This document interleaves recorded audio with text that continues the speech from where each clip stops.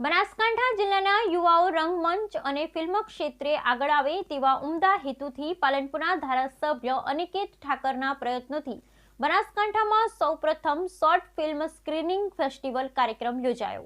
પાલનપુર ખાતે short film screening festival 18 જેટલી short film રજૂ કરાઈ। સ્પર્ધા નહીં પણ સ્ક્રીનિંગ કરીએ ધારાસભ્ય શ્રી અનિકેતભાઈ ઠાકર। ભારતને વિકસિત રાષ્ટ્ર બનાવવા ફિલ્મ સહિત દરેક ક્ષેત્રનું આગવું મહત્વ માહિતી નિયામક શ્રી કે.એલ. બચાણી। બનાસકાંઠા જિલ્લાના યુવાઓ રંગમંચ અને ફિલ્મ ક્ષેત્રે આગળ આવે તેવા ઉમદા હેતુથી પાલનપુર ધારાસભ્ય શ્રી અનિકેતભાઈ ઠાકરના પ્રયત્નથી બનાસકાંઠામાં સૌપ્રથમ શોર્ટ ફિલ્મ સ્ક્રીનિંગ ફેસ્ટિવલ યોજાયો હતો। રાજ્યના માહિતી નિયામક શ્રી કે.એલ. બચાણીની વિશેષ ઉપસ્થિતિમાં પાલનપુર સ્થિત વિદ્યા મંદિર ખાતે યોજાયેલા આ ફેસ્ટિવલમાં કુલ 18 જેટલી શોર્ટ ફિલ્મ રજૂ કરાઈ હતી। સપ્તરંગ સોસાયટી દ્વારા આયોજિત આ કાર્યક્રમમાં લાલી, Tarpan, Mithi Pani, Dayan, root of death, boot, middle class, Manasai જેવી ફિલ્મ રજૂ કરાઈ હતી। મહાનુભાવ હસ્તે સ્થાનિક કલાકારોને પ્રોત્સાહિત કરાયા હતા। આ કાર્યક્રમમાં ધારાસભ્ય શ્રી અનિકેતભાઈ ઠાકરે જણાવ્યું હતું કે બનાસકાંઠામાં સૌપ્રથમ આ રીતે ઘર આંગણે શોર્ટ ફિલ્મ સ્ક્રીનિંગનો ફેસ્ટિવલ યોજાયો છે। તેમણે કહ્યું કે સ્પર્ધા નહીં પણ સ્ક્રીનિંગ કરીએ, સ્થાનિક રંગમંચના કલાકારોને એક પ્લેટફોર્મ મળી રહે તે માટેનો પ્રયાસ હાથ ધરાયા છે। આ મુજબના કાર્યક્રમથી બનાસવાસીઓ પોતાની કલાને દેશ અને દુનિયા સમક્ષ મૂકી શકશે। આ ફેસ્ટિવલમાં રાજ્યના માહિતી નિયામક શ્રી કે.એલ. બચાણીએ સ્થાનિક કલાકારોને અભિનંદન પાઠવી જણાવ્યું કે દરેક ક્ષેત્ર મહેનત અને જુસ્સો માંગે છે। તેમણે વડાપ્રધાન શ્રીના 2047ના વિકસિત ભારતના યોગદાનમાં ફિલ્મ સહિત દરેક ક્ષેત્રનું આગવું મહત્વ બની રહેશે। તેમણે પાલનપુરના સંસ્મરણોને યાદ કર્યા હતા। તેમણે દિગ્દર્શક લોકેશ કનાગરાજના જીવન ચરિત્ર અને સિદ્ધિઓ વિશે ઉપસ્થિતોને માહિતી આપી હતી। તેમણે પાલનપુરની દીકરી આધ્યા ત્રિવેદીને બેસ્ટ ડિરેક્ટર એવોર્ડ બદલ અભિનંદન પાઠવ્યા હતા। આ કાર્યક્રમમાં ભારતીય ફિલ્મ નિર્માતા અને પટકથા લેખક વિજયગીરી બાવા, શ્રી વિજયભાઈ ઠાકર સહિત પાલનપુર રેડિયો અને કલા ક્ષેત્રે જોડાયેલા લોકો ઉપસ્થિત રહ્યા હતા। નમસ્તે દોસ્તો, હું છું વિજયગીરી બાવા।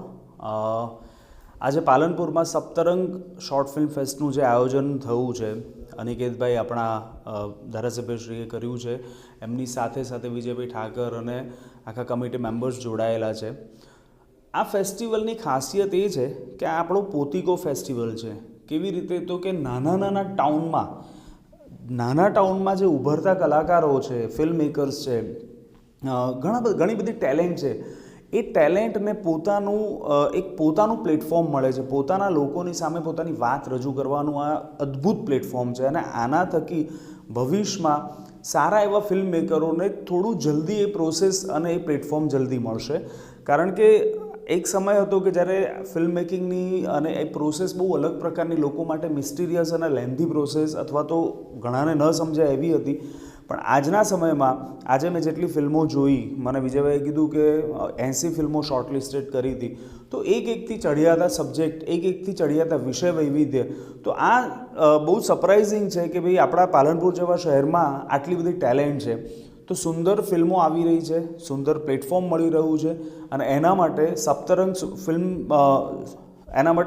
ફિલ્મ ફેસ્ટિવલ સોસાયટીનો જેટલો આભાર માનો એટલો ઓછો છે। Thank you. હેલો, હું આદ્યા ત્રિવેદી। મારી ફિલ્મ મીઠી પાણી સપ્તરંગ ફિલ્મ ફેસ્ટિવલમાં સ્ક્રીન થઈ રહી છે અને હું પાલનપુરની જ છું અને મેં આ ફિલ્મ પણ અહીંયા જ શૂટ કરી છે, પાલનપુરમાં જ। અને એટલે આજે અહીંયા સ્ક્રીન થઈ રહી છે એટલે મને વધારે ખુશી થાય છે, કેમ કે અહીંયાના લોકો, જે લોકોએ મને હેલ્પ કરેલી, જેવી રીતે વિજય અંકલ, અનિકેત અંકલ, એ લોકોએ ઘણી હેલ્પ કરી અને એના કારણે આ ફિલ્મ અહીંયા સ્ક્રીન થઈ રહી છે। અને આ ફિલ્મને સપ્તરંગ ફિલ્મ ફેસ્ટિવલે જ બેસ્ટ ડિરેક્ટરનો પણ એવોર્ડ આપેલો મને આ ફિલ્મ માટે અને અમારી પહેલી ફિલ્મ છે અને આઈ હોપ કે આવી રીતે જ પાલનપુરના લોકો સાથે મળીને જ હું મોટી બીજી હિન્દી, ગુજરાતી, જે પણ બધી લેંગ્વેજીસમાં એક ફિલ્મ બનાવું। Thank you.